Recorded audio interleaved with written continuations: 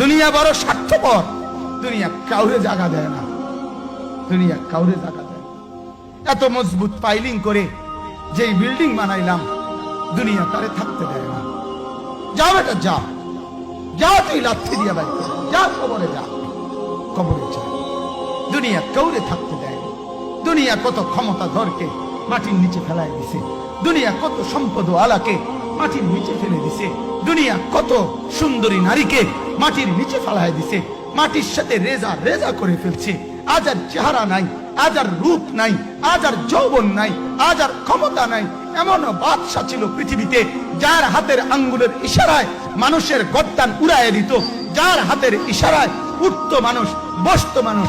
আজ বাদশারা নাই, আজ সম্পদওয়ালারা নাই, আজ মালওয়ালারা নাই। দুনিয়া কাউরে থাকতে দেয় না, কাউরে না দোস্ত, কাউরে দেয় না।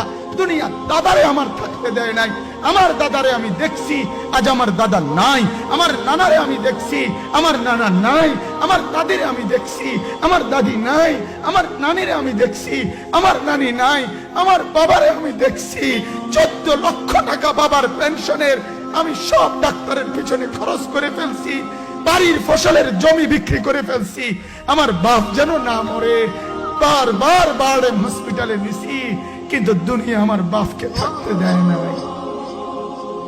আমার বাপ কবরে চলে গেছে, দুনিয়া কাউরে থাকতে দেয় না, কাউরে না, কাউরে না, কাউরে না, কাউরে না। আমার বাপ দুনিয়া কাউরে থাকতে দেয় না। তুমি থাকবা না, তুমি থাকবা না।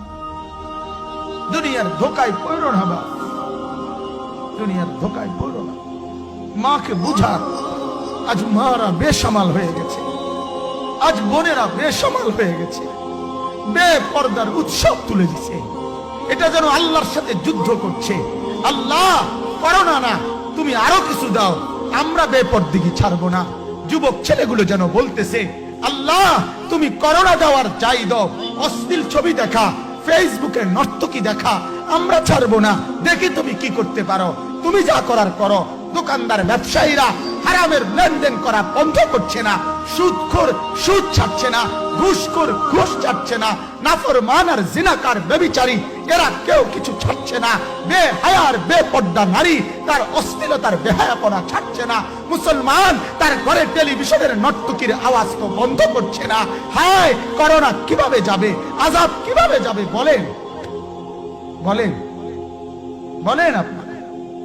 আমার বাপ ফেরাউনের উপরে তো আযাব এতদিন ছিল না, নমরুদের উপরে আযাব এতদিন ছিল না, সাদ্দাদের উপরে আযাব এতদিন ছিল না, কারুনের উপরে আযাব এতদিন ছিল না, লূত আলাইহিস সালামের কওমের উপরে আযাব এতদিন ছিল না, হুদ আলাইহিস সালামের কওমের উপরে আযাব এতদিন ছিল না, নূহ আলাইহিস সালামের কওমের উপরে এতদিন আযাব ছিল না। আজ আমরা মালিককে এই পরিমাণ নারাজ করছি, মালিক এত বেশি নারাজ। আজ 1 বছর হয়ে গেছে, 1 বছরের চাইতে বেশি হয়ে গেছে, কই করোনার মহামারীর আযাব তো যাচ্ছে না। গেছে গা, মানে আমাদের লক্ষ লক্ষ বাচ্চার পড়ালেখা বন্ধ, এরা নষ্ট হওয়ার চূড়ান্ত পর্যায়ে পৌঁছে গেছে। মোবাইল এদেরকে শেষ করে দিছে, লক্ষ লক্ষ ছেলে। গতকালকে এক মা আমার আত্মীয় ফোন দিয়া বলতেছে, সকাল 10টায় বাচ্চাটা ঘর থেকে মোবাইল লইয়া বাইর হইছে, রাতের 10টায় মা তারে ফোন দিয়া বলছে, বাপ ঘরে আসতি না, ভাত খাইতি না। বাচ্চা তারে বলতেছে, তোমার অসুবিধা কি, তোমার সমস্যা কি? মা এই কথা বইলা কাঁদা দিছে যে, শোনেন হুজুর হুজুর দোয়া করো। এক বাচ্চা, এক ছেলে, সে যদি তার মাকেই কথা বলতে পারে, তার মানে গুনাহ তারে এত মজা দিয়া দিছে, ফেসবুক তারে এত মজা দিয়া দিছে, ইউটিউব তারে এত মজা দিয়া দিছে, নর্তকী তারে এত মজা দিয়া দিছে, গুনার দৃশ্য তারে এত মজা দিয়া দিছে, সে মাকে ধমক দিচ্ছে। রাত 10টা বাজলে কি হইছে, রাতের 3টা পর্যন্ত দেখলে তোমার সমস্যা কি? আমার আখিরাত আমি নষ্ট করলে তোমার অসুবিধা কি? আমার জাহান্নাম আমি ঠিক করে নিলে তোমার সমস্যা কি? আহ আহ আহ, আল্লাহ আমাদেরকে মাফ করে দেয়।